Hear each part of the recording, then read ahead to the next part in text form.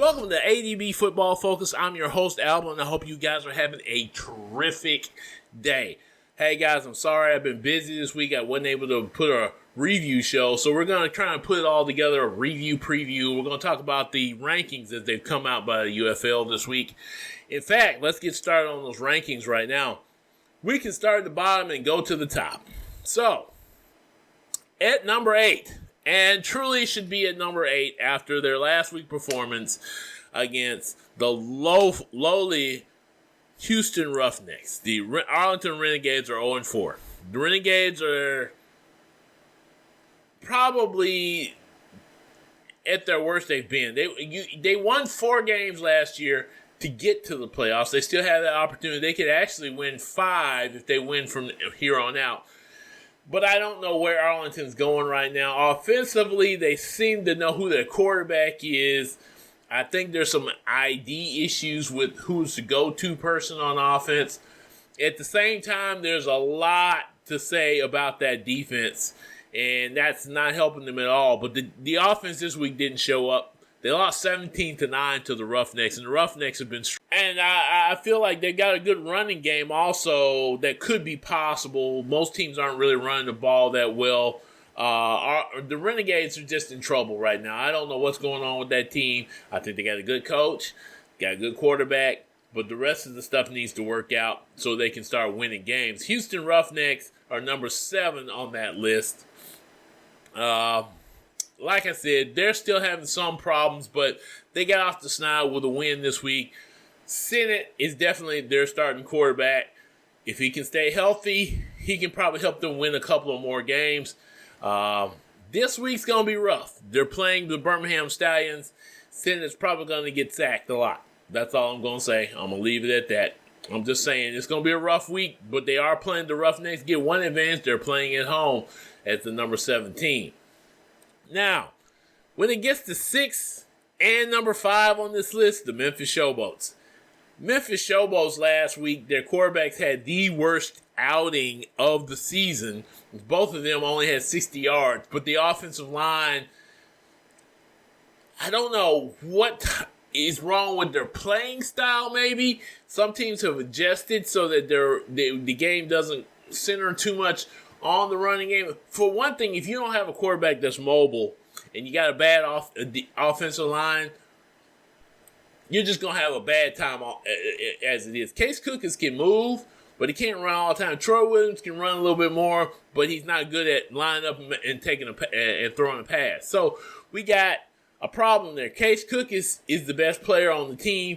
Again, the two of them together only got 60 yards last week. So the offense in Memphis is in a lot of trouble. Maybe they need to 3-step drop the passes. Maybe they need to throw more screens. Do something to throw the game off. They've been trying to run the ball. They do okay when they run the ball, but either way, Case Cookins has taken too many hits. Troy Williams took a lot of hits in this game. The quarterbacks are not being able to settle down in the pocket and do their job. That's a bad sign for the Memphis Showboats. So they're at number 6. They could possibly be number 5 because number 5 is the Michigan Panthers. The Michigan Panthers. Here's my issue with the Michigan Panthers. They can't find their idea quarterback. E.J. Perry is the better of the two because he's a better runner. He has managed to win games for them. But unfortunately, it looks like Etling is going to be the starting quarterback. He was the one that started, I think, for their first win of the season, but he was 11-14 for 105 yards and a touchdown. Either way, he also threw a bad interception and fumbled the ball, so he has some issues as well. They've got to find a solution at quarterback for Michigan to be okay. Defensively, we know they're okay. They got a very good defense. They got great safety. They got a great front 8, actually. So that's where they're going to win. This week, that pass rush has got to going to have to get home as they play this week. Like I said, they're playing. Their opportunity to win this week is a lot better than it was last week. The Panthers are playing, I do believe, the Memphis Showboats. So this number could switch. Showboat's playing the Michigan Panthers, so that, like I said, that number could switch. It all depends on how these two teams play. It's going to be one to watch. This could be the week that the Memphis Showboats get back on the right side of things. So we shall see if they get back on the right side of things after this game. It still should be a pretty good game. Okay. So we're moving up the list. We get to the DC Defenders. Here's my thing about the DC Defenders. They are sitting in a position where they shouldn't be, but they're having some issues also. Jordan Teamu is struggling to get to the receivers, and I think he's having a few issues with some of the receivers. He had 161 yards through the air and a total of 256 yards altogether. So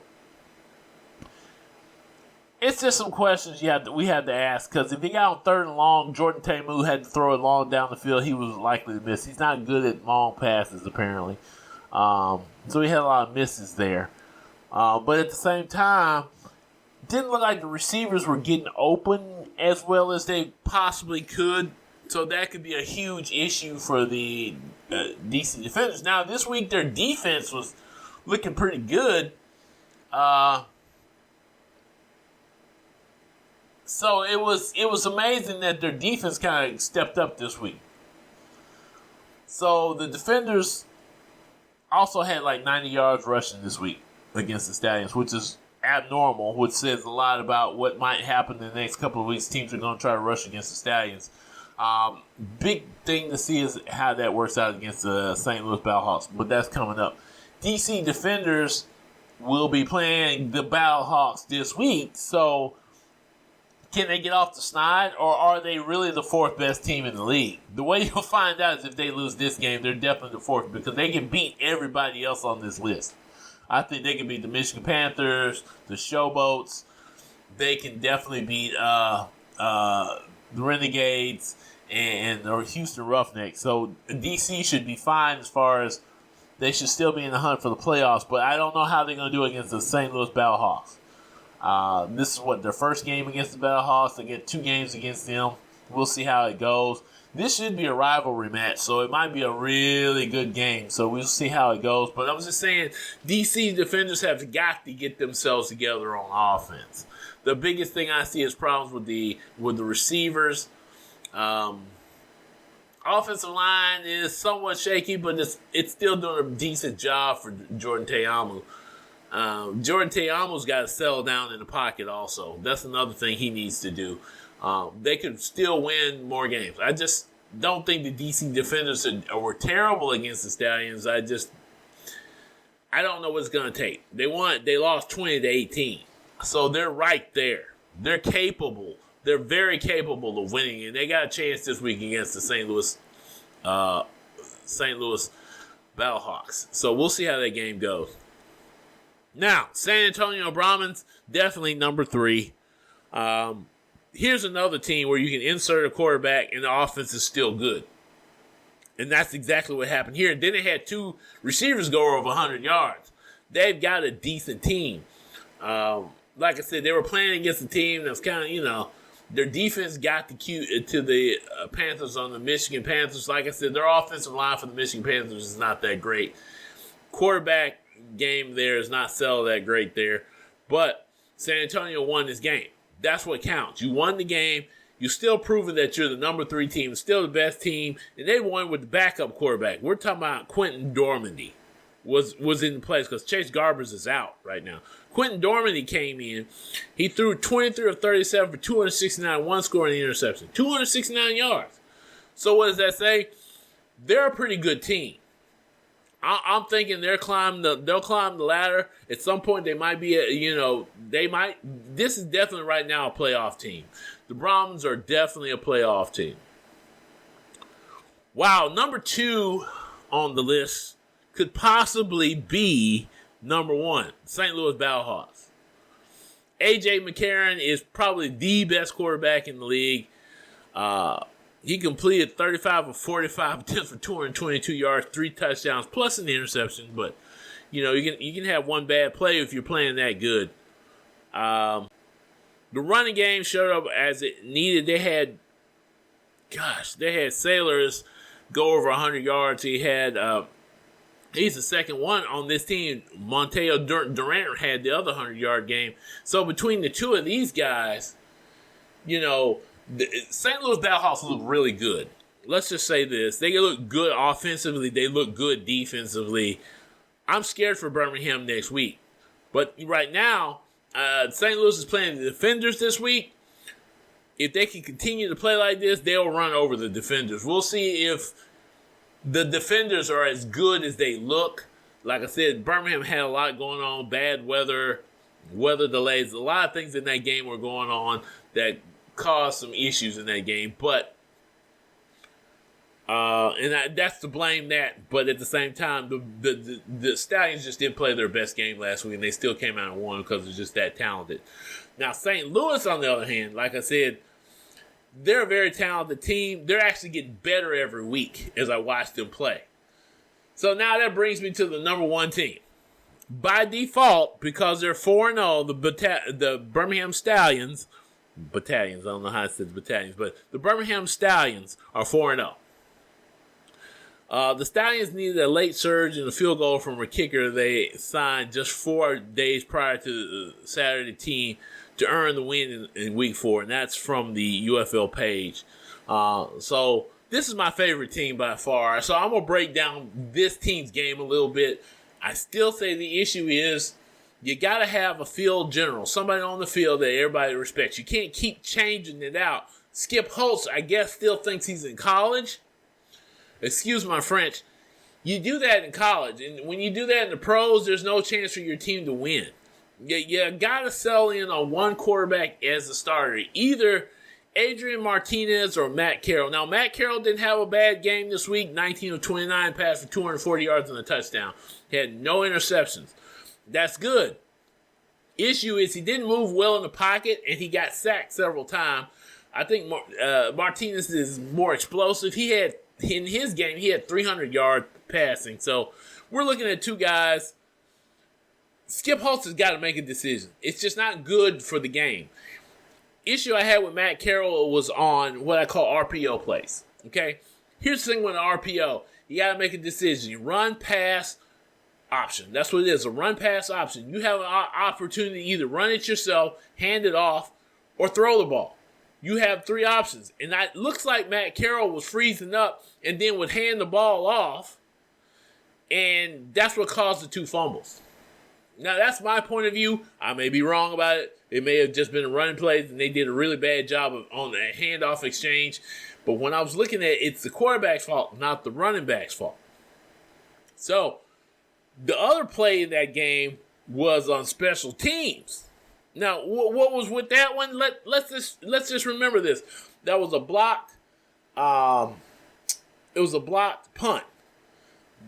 There was just a lot of mental mistakes that suddenly popped up for the Birmingham Stallions. The offensive line didn't play that great, and what I hear is they had to replace some guys during the week, and that's hard to do, to come right into a game and they only have a week of practice and be a top-notch offensive or defensive lineman. You need some time for that.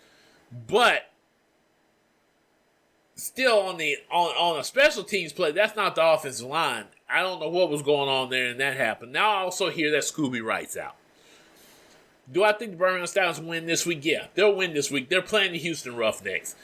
They're going to Houston, so they'll be in Houston this week. They're playing the Houston Roughnecks. They should win that game. Even though the Houston Roughnecks looked pretty good last week against, the Renegades. It was the Renegades, okay? So, Birmingham Stallions go in. They get off the snide this week from playing that awful game. Then they come back and they play the Bellhawks, and then we can find out who's really number one. And this comes from a guy who's a Birmingham Stallions fan. Giddy up, guys. Giddy up. So, Birmingham Stallions, the Birmingham team's got to get it together. Skip Holtz got to make a decision. It's either Adrian Martinez or Matt Carroll. He says he's not going to keep doing this for ever, but he wants to get film on both of the guys so they can get their NFL film. Look, one guy may have to wait another season, and let the other guy play out the season. If he's good enough by the end of the season, the NFL will pick him up and the other guy will get an opportunity next year. That's what's happened here at Birmingham for the past 2 years. That could happen again. So opportunity is knocking. But if you keep playing both quarterbacks, there's a chance that you can injure both of them. Then we're back to Jamar Smith. Not saying that's a bad choice because he's won a championship himself. Your third string guy has won a championship, has taken the team to the championship. So you got a great set of quarterbacks here at Birmingham. I want to see what they're going to do this week against the Houston Roughnecks. I don't think that game will be close, but it could be. Like I said, the Roughnecks are finding themselves. Birmingham has found themselves. They just got to settle down on the quarterback position. That's the way I feel about it. That defense saves lives. It saved them. It saved Birmingham this week. It did its job. That's what I'm saying. They've got a great defense. So, like I said, Birmingham stats right now are definitely 4-0 for a reason. They have a very talented team regardless of who's their quarterback. They have great wide receivers. Look at Amari Rodgers this week. He got 82 yards in the score. He's a decent player. He played, I believe, the Cowboys, or he may have played with the Packers, one of the two teams. So he's a decent receiver. I just want to see our guys achieve and win, and I have to come down to a field goal. I think the Stallions should be the number one team by far. Now, that was a look at that. Let me just go briefly over the games this week. We got San Antonio Brahmas versus Arlington Renegades. Okay, so I have been wrong before about things. San Antonio's got a decent backup quarterback who's almost as good as Chase Garber. I think San Antonio, because of talent, will come out in the fact that they know who they are. They will beat Arlington Renegades this week. Birmingham Stallions versus Houston Roughnecks. Depends on what Birmingham team comes out this week. This could be a very big win for the Stallions over the Houston Roughnecks. It is a conference game, a necessary win. The first two of these two will play. The Birmingham Stallions should win this game. I'm not going to give a predictive score, but okay, let's say 24-14 or 24-12. 24-12. Birmingham Stallions over the Houston Roughnecks. St. Louis Battlehawks versus the Defenders. Wow. St. Louis looks really good. A.J. McCarron is definitely an NFL quarterback playing in the UFL versus the D.C. Defenders. Jordan Te'amu is a great quarterback also. Issue with Jordan Te'amu right now is he doesn't know who to throw it to. If he finds this guy this week, we win. They win. If not, we're looking at a game where the St. Louis Battlehawks could once again score 30-some points. So I'm saying 28-24 St. Louis Battlehawks. Michigan Panthers, Memphis Showboats. Both of these teams need this game. Unfortunately, I don't know if Memphis can make it through this. Quarterbacks can make it through this game. But at the same time, Michigan can't score any points. 18-14 Showboats. That, my friends, are my predictions for this week. I hope you guys enjoy this week's games. Peace out.